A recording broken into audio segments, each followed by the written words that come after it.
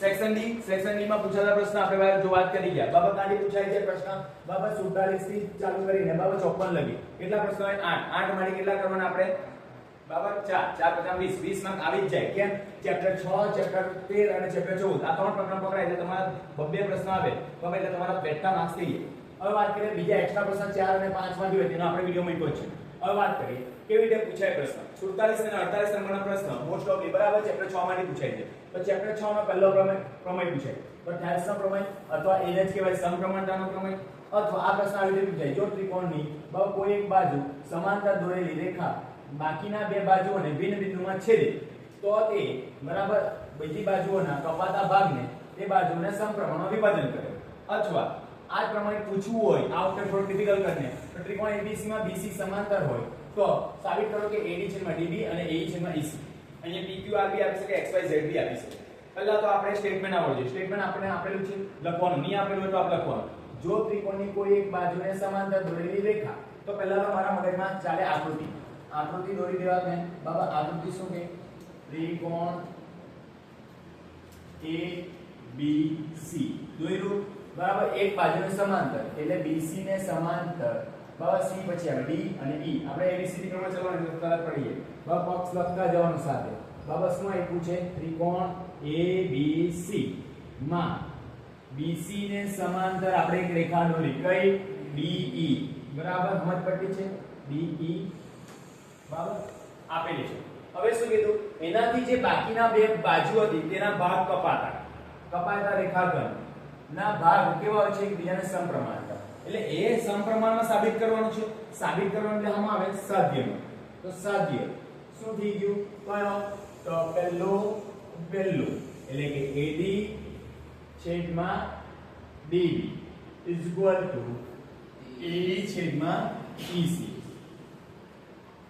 સમજ પડી ગઈ આટલું મગજમાં ઘૂસી જવું જોઈએ બરાબર આ ઘૂસી ગયું એટલે એને જો તમે જો તો અહીંયા બી ઉપર એક ત્રિકોણ છે અહીંયા બી ઉપર તો એક કામ કરીએ મારે ત્રિકોણના રીતે સાબિત કરવાનું એટલે મારે શું જોવે ભેદ જોઈશે બરાબર ત્રિકોણનો ક્ષેત્રફળ ભેદ આવે એટલે સાબિતી મુજબ બરાબર પહેલા તો ભેદ દોરતા તો આખો પાયો કયો છે AB ને લંબ રેખા બરાબર AB ને લંબ કઈ દોરીશું EN અથવા M જે લખો તે બરાબર EN દોરી દીધું એનો મતલબ કે એ AD ને બી લંબ હશે AD ને બી લંબ હશે અને DB ને બી લંબ હશે કોઈ પટ્ટી છે આખી રેખાને લંબ હશે બરાબર તે જ પ્રમાણે બરાબર પેલી બાજુ કઈ રેખા આવે AC બરાબર AC ને લંબ કઈ રેખા દોરીશું તો DM બરાબર DM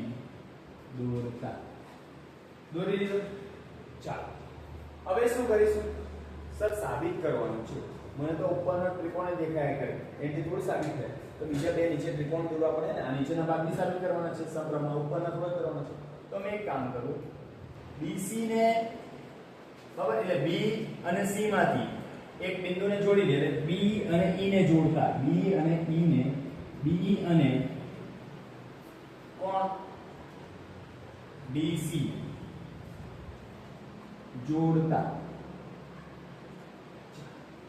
જોડી દીધું પછી બીજું શું લખવાનું ત્રિકોણના ક્ષેત્રફળનું સૂત્ર મને એટલું આવડે બરાબર શું ત્રિકોણનું ક્ષેત્રફળ બરાબર 1/2 પાયો ગુણ્યા વેગ બરાબર 1/2 પાયો ગુણ્યા વેગ ત્રિકોણનું ક્ષેત્રફળ બરાબર 1/2 પાયો ગુણ્યા વેગ હવે એનો ઉપયોગ કરીને આપણે કરવાનું છે સાબિત શું સાબિત કરવાનું તે પહેલા મગજમાં AD છેદમાં DB AD છેદમાં DB એટલે કે આ એક ત્રિકોણ દેખાય છે તેનો એક પાયો લઈ શકું અને આ એક ત્રિકોણ બરાબર આ બે ત્રિકોણનો ઉપયોગ કરી શકું આ રીતે છે તે બરાબર તો આ સાબિત થઈ આ બાજુ AE છેદમાં EC તો આ બાજુના બે ત્રિકોણ દેખાય છે સર એનાથી સાબિત કરીશું કેવી રીતે તો આ બે ત્રિકોણ સરખા થાય અને આ બે ત્રિકોણ સરખા હોય તો મેં સાબિત કરીશું તો પહેલા તો જો ઉપર તો બેના ત્રિકોણ સરખા છે તો ત્રિકોણ કયો ADE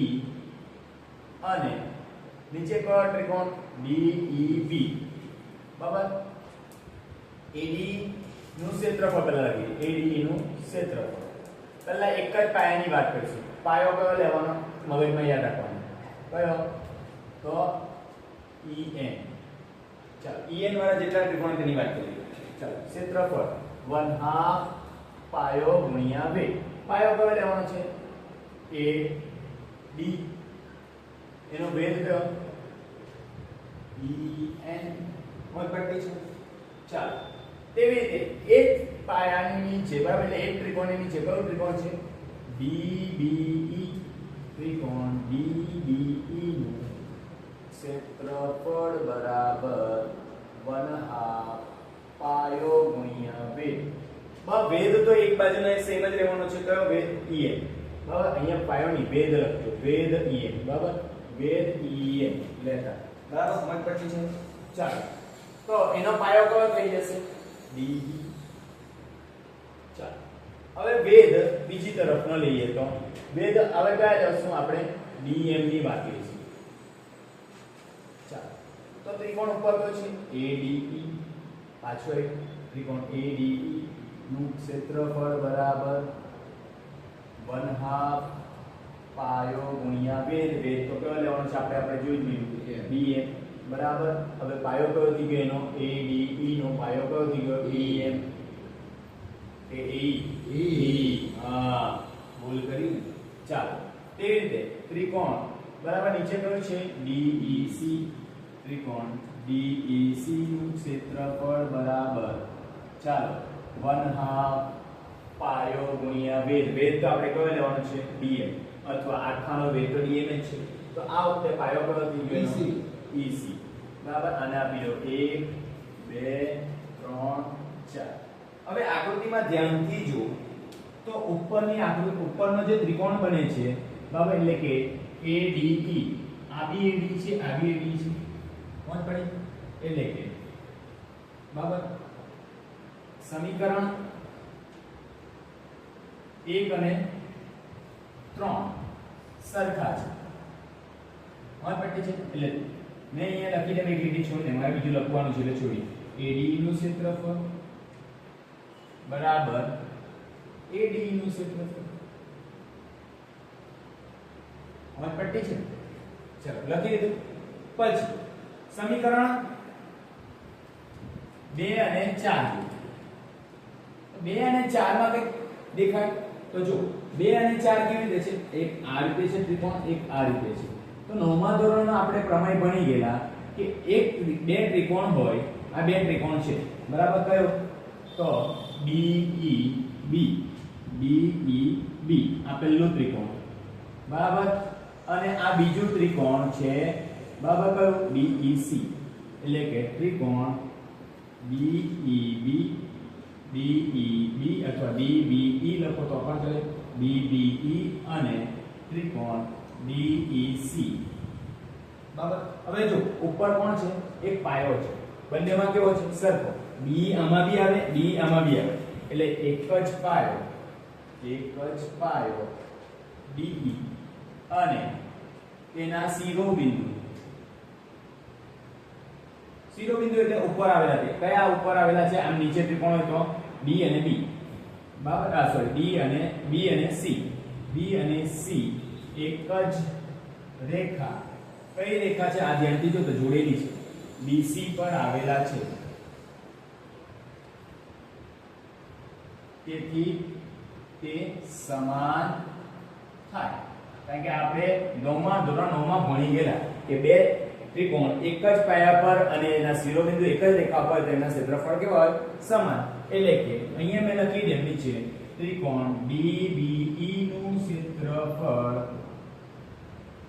બરાબર ત્રિકોણ બરાબર કોનું DEC નું ક્ષેત્રફળ. ચાલો હવે કિંમત મૂકી.